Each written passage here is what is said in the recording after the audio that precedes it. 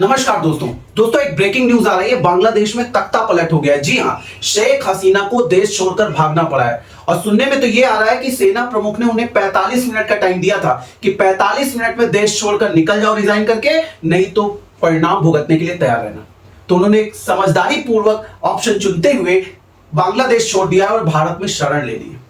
दोस्तों, ये भारत के आसपास हो क्या रहा है? आप म्यांमार में देखिए तख्ता पलट हुआ, पाकिस्तान में देखें तो स्थिति लगभग वही बनी हुई है, और अब बांग्लादेश। अब बात की तह में जाते हैं कि आखिर ये तख्ता पलट हुआ क्यों और सेना ने क्यों कमान संभाली। आखिर इसके पीछे का कारण क्या है? आपके मन में भी ये क्वेश्चन आ रहा है ना? तो सुनिए, हुआ कुछ कहानी ऐसी शुरू हुई जनवरी 2024 में। जनवरी 2024 में इलेक्शन हुए बांग्लादेश में। उसमें चौथी बार शेख हसीना सरकार बना लेती है। यहां तक कोई दिक्कत नहीं थी, सब कुछ बढ़िया हुआ, इलेक्शन हुआ, शेख हसीना प्रधानमंत्री बन गई चौथी बार। लेकिन इसी बीच यूएसए ने ये आरोप लगाया कि इस चुनाव में धांधली हो गई है, और इसी बात को लेकर बांग्लादेश में छोटे मोटे प्रोटेस्ट होने शुरू हो गए।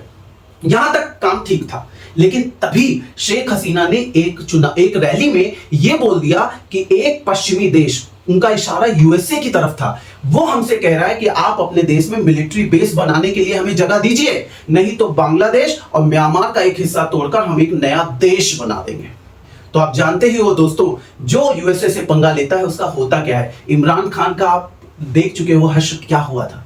शेख हसीना ने भी कहीं ना कहीं यूएसए की तरफ इशारा करके अपनी आफत बुला ली। अब देखिए कैसे यूएसए यहां पर घटनाक्रम को अंजाम देता है, इसके बारे में जानते हैं। अब दूसरे पक्ष की तरफ आते हैं। एक्चुअली बांग्लादेश में आरक्षण का नियम है। आरक्षण का नियम यह है कि बांग्लादेश 1971 में आजाद हुआ, तो जिन लोगों ने भी आजादी की इस लड़ाई में भाग लिया था उन सबके रिश्तेदारों को 30% आरक्षण दिया जाता है। इसको लेकर लंबे समय से प्रोटेस्ट चल रहा था। कहां? बांग्लादेश में। तो 2018 में क्या किया बांग्लादेश की सरकार ने? इस आरक्षण को समाप्त कर दिया और कहा अब यह आरक्षण नहीं रहेगा। मैटर रफा दफा हो गया। लेकिन तभी जून 2024 में अचानक जो बांग्लादेश की हाईकोर्ट है उसने आदेश दिया कि इस आरक्षण को वापस लाओ। और ये आरक्षण वापस आने की बात आते ही बिल्कुल बड़े स्तर पर बांग्लादेश में प्रोटेस्ट शुरू हो गए, क्योंकि और भी कई तरीके के आरक्षण बांग्लादेश में पहले ही दिए जा रहे थे। तो सुप्रीम कोर्ट ने हस्तक्षेप किया बांग्लादेश के। उसने कहा नहीं, आरक्षण को हम खत्म करेंगे, ये वापस नहीं आएगा। तो इस तरह आप देख रहे हैं कि आरक्षण का जो मुद्दा चल रहा था उसको यहीं पर समाप्त कर दिया गया। अब शेख हसीना का इससे कोई लेना देना नहीं था, वो तो गवर्नमेंट में थी। लेकिन अब क्योंकि यूएसए इनसे नाराज हो चुका था, तो यहां पर यह माना गया कि यूएसए ने लोगों को पैसे दिए कि आप इनके अगेंस्ट प्रोटेस्ट शुरू कर दो।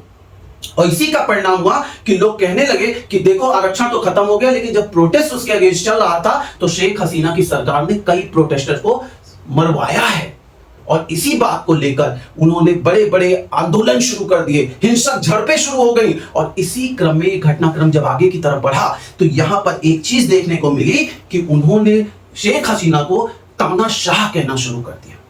और उनके पिता मुजीबुर रहमान, जो 1971 की लड़ाई में जो सर्वे सर्वा थे और जिन्होंने एक तरह से पाकिस्तान से आजादी दिलाई थी बांग्लादेश को, उनके पुतले तोड़े जाने लगे, फूके जाने लगे।